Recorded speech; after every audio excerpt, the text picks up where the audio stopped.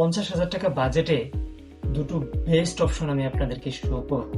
সেটা হচ্ছে MacBook pro 2019 13 inch display, 8th জেনারেশনের ইন্টেল i5 এর প্রসেসর, এবং যারা কোডিং, এডিটিং এবং অফিস ওয়ার্ক করতে চান তাদের জন্য স্মুথ পারফরমেন্স, এবং সেই সাথে প্রো বলেই কুলিং সিস্টেমটা অনেক স্টেবল।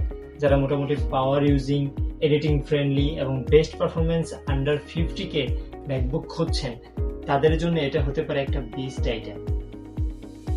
অ্যাপোলো উইন্ডোতে দ্বিতীয় যে অপশনটির কথা আপনাকে বলবো সেটা হচ্ছে ম্যাকবুক এয়ারের 13 ইঞ্চের ডিসপ্লের 2020 এর একটি ভার্সন, যেটাতে রয়েছে ইন্টেল কোর i5 এর প্রসেসর, এবং এটি মূলত হচ্ছে স্লিম, লাইট ওয়েট এবং হচ্ছে আলট্রা পোর্টেবল একটা ম্যাকবুক। যারা মোটামুটি হচ্ছে অফিস ওয়ার্ক করেন বা হচ্ছে লাইট ওয়েট কাজ করেন, টুকটাক হচ্ছে একটু টেক্সট বার বা ওয়ার্ড ডকুমেন্টস, অথবা স্টুডেন্ট রয়েছেন, তাদের জন্য কিন্তু এটা হচ্ছে একটা বেস্ট ম্যাকবুক।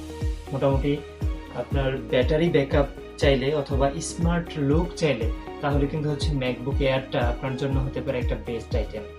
এখন কথা হচ্ছে যে আপনি আসলে কোনটা নেবেন, ম্যাকবুক প্রো নেবেন নাকি হচ্ছে এয়ারটা নেবেন।